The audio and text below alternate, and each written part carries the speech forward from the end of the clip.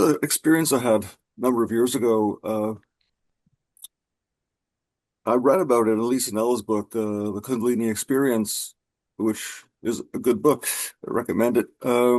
Although it is old, 1975 or something. It came out around the 70s. Anyhow, it was the feeling of well, Kundalini rising up my back and moving up to the top crown of my head, down over my face, and then stopping at my heart, and then continuing down to my navel, and eventually uh, just in my navel. And I've read about it, like I said, in the Snell's book, but I don't know what it means.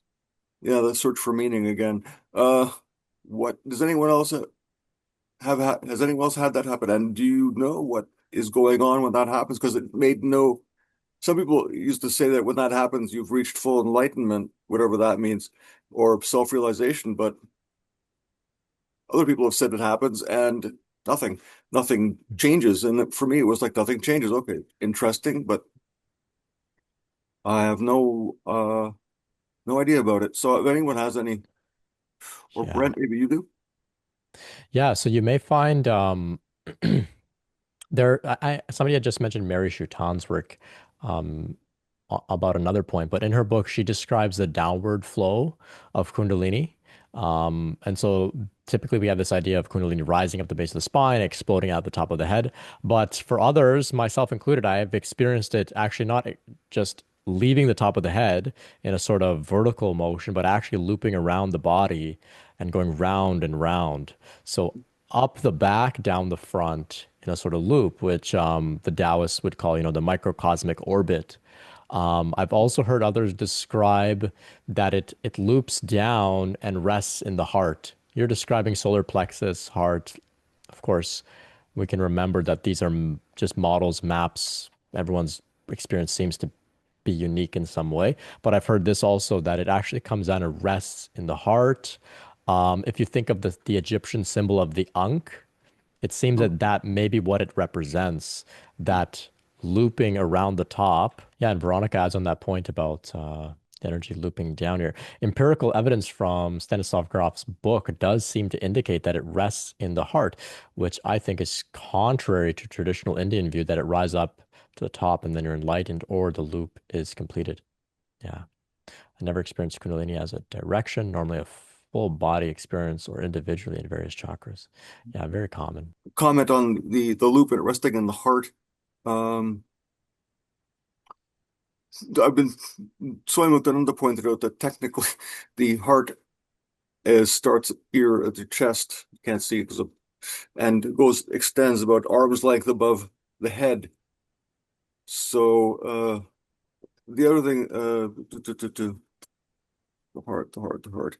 Um, Nay, that was it. That was just that extends that far, and that the mantra Hamsa, which focuses on the heart in terms of breathing, and not on the heart itself, but on the place in your chest, 4 fingers down, or 3 or 4 from the sternoclavicular notch, is where you focus your attention when working using the mantra Hamsa, which is hum on the in breath, saw on the out breath, and you don't really repeat the mantra. What you do is you just listen to the sound of your breath.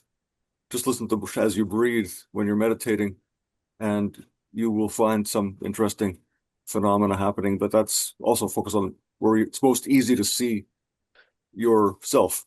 Anyway, sorry. Yeah. No, thank you. Thank you. Yeah, and on that note, I'm thinking of also Ramana Maharshi describing the Hridayam as being a physical place in the heart. I'm just looking it up here so I can speak accurately. He says that it was on the right side of the chest, 2 digits to the right of the midline. Um, and it seems to be distinct from Anahata chakra, heart chakra. Um, so there's another idea there of that idea of the self resting somewhere in the body rather than, being up at the top of the head or whatever. Yeah, and Veronica adds here from Stanislav Grof. He speaks more about abdomen. However, there are differences between our own observation and the classical Kundalini concept.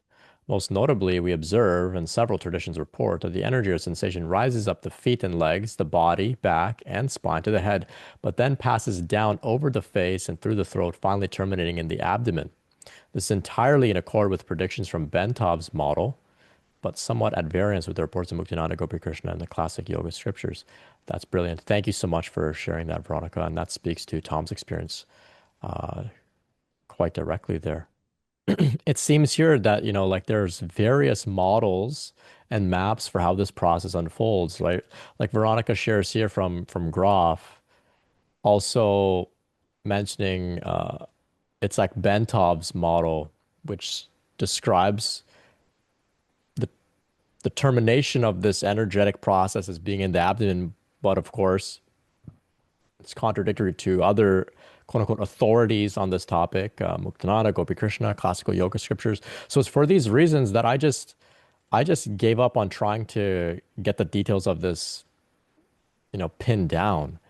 I just I figure it doesn't matter where the energy rests in your body or what stage you're at in the process. That only serves to address the mind's question of, is the process done? Has it terminated? Am I fully enlightened? Is this, where on the map am I at?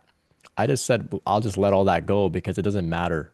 The work is the same. We still have to do the same stuff anyway. It's not like when it reaches quote unquote completion, you stop doing what you've been doing. You have to just keep doing the stuff. So it doesn't matter.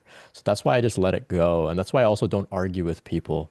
Sometimes people will, try and say, oh, but this book said this or this guru said that about the process and you're not right or you're saying something else. There's different authorities saying different things on this. So we don't have to listen to anybody as if they're the absolute final word on this. I don't think anybody has all the answers.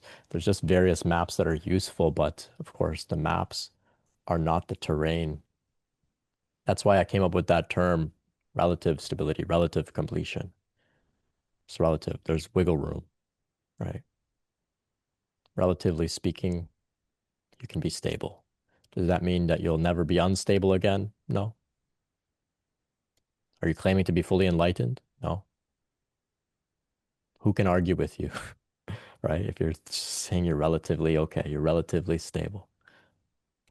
And that's why I like that term. I'm not here to argue with people, just here to let's look at the different ways that people experience this.